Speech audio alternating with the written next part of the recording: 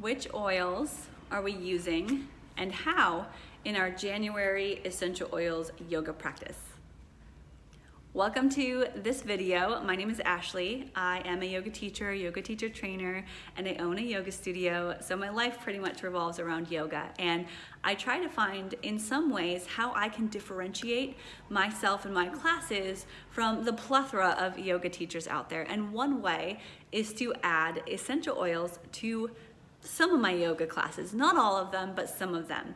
And how I do that is very simply by using this book, first and foremost, Essential Yoga.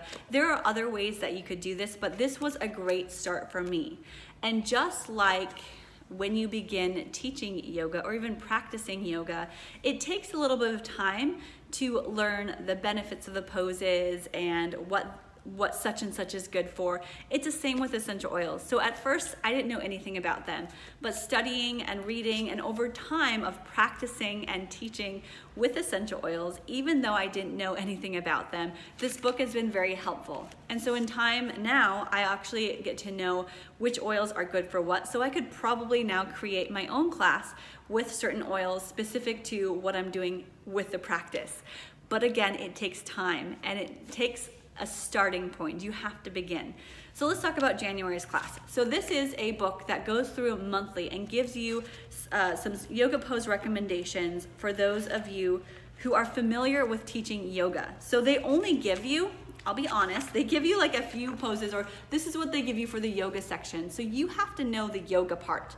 You have to know the yoga part pretty well, and then this is what gives you information about the oils. So this book is meant for people who know about yoga and want to add oils to your yoga. This is not a book I would recommend for someone who is into essential oils and wants to add yoga to the oils, if you know what I mean. It doesn't talk a lot about yoga in here. It talks about the oils. It talks about how you can incorporate them in your classes, which you should be familiar with, at least familiar with your class style and what you're teaching. So anyway, I just want to get that out of the way. This is not a yoga book. This is an essential oils book for yoga teachers. So this has really helped me because it has some references and some scripts and some ideas of what to say in your classes. For January, we're using six different oils, and you use them 3 different ways. There's always one that you diffuse. So if you don't have a diffuser, you can also use a spray bottle. I have both. So I get a diffuser, I have a spray bottle, I use that one oil. There's always one of the oils that you are going to drop a drip of 1 drop or 2 drops into a cup of water. And I have paper cups because please don't use plastic because the essential oils actually kind of eat away at plastic. It's not so good for them. Not so good for you as a person and not so good for your water bottles. So stainless steel, glass, or paper cups. And I have little Dixie cups that I use for my drop of essential oil.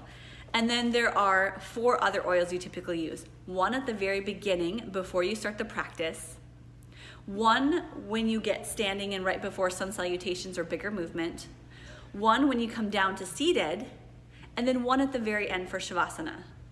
That's usually those 6. 1 diffused, 1 internal, 1 at the very beginning, 1 when you get standing, 1 when you come back down, and then 1 at the very end for Shavasana. And so that's in time. I didn't really know what I had to do for these classes, but that's the pattern.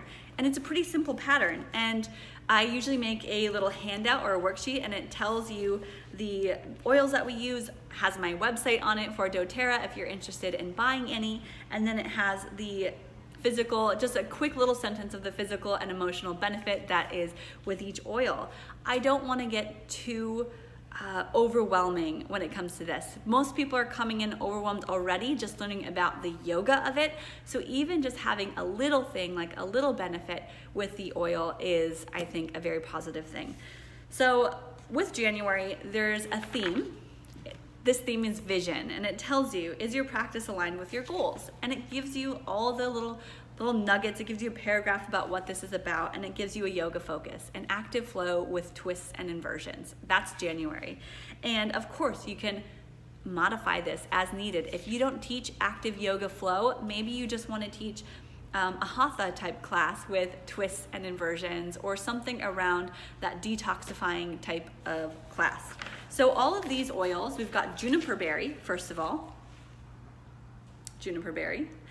And you don't have to use doTERRA. They just have some really great blends, and the quality of their oils is pretty awesome, I found anyway. We use lemon in our water. Again, these are all like focus and cleansing. So Juniper Berry is cleansing and detoxifying. It helps relieve stress and tension. That's true for many of them. Lemon is also, it's very focus inducing. My English teacher back in high school used to give us lemon drops whenever we had to work on writing a paper. If we needed a little bit more focus, she would give us lemon drops. And I remember that, and so it brings me back. And then we use Roman chamomile on our third eyes. We start laying down.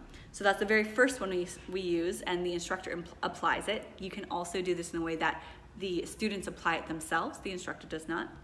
Then we use peppermint for digestion. So it's for specific reasons. We actually apply it to our belly. So I'm not just saying, here's some oil, random oil, spray, spray, spray. It's no, I'm gonna use this peppermint oil, which has a lot of different properties and benefits to it. But today specifically is on our belly to help aid digestion after the new year. And as we turn a new leaf, often many of us are starting new diets. So it's good to get that digestion started. And we're doing a lot of twists. A lot of blood flow is gonna be happening in our midsection. So having a bit of just enhancement of that feeling of this midsection is going to help us. And then when we get down, we use a blend called In Tune. Again, it helps you be in tune with your highest self, helps spiritual awareness.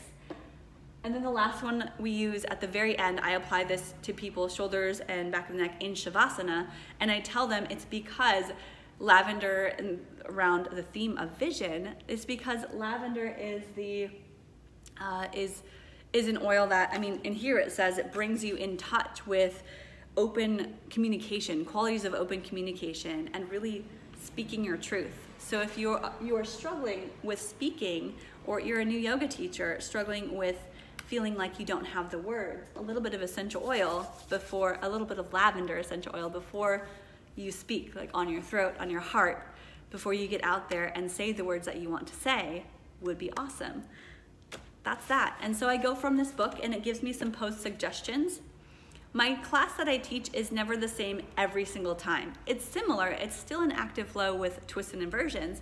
It's just I'll add different transitions here and there, try some different things, and see what works. My class at the very beginning of the month is going to be different than the one at the very end. And a lot of times these classes are just workshops. You can make them 60 minutes or 75 minutes or longer if you want to, but oftentimes I used to teach this as a separate workshop where it could be a once a month thing. At the studio here in downtown Poulsbo, Ash's Yoga Studio, I do have it on as a weekly class.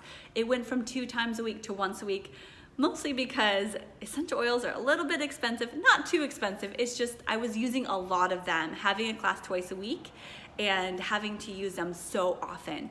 So with that, because it's just a regular class on our schedule, it's something that I offer as sort of a bonus to the people that are coming to the studio.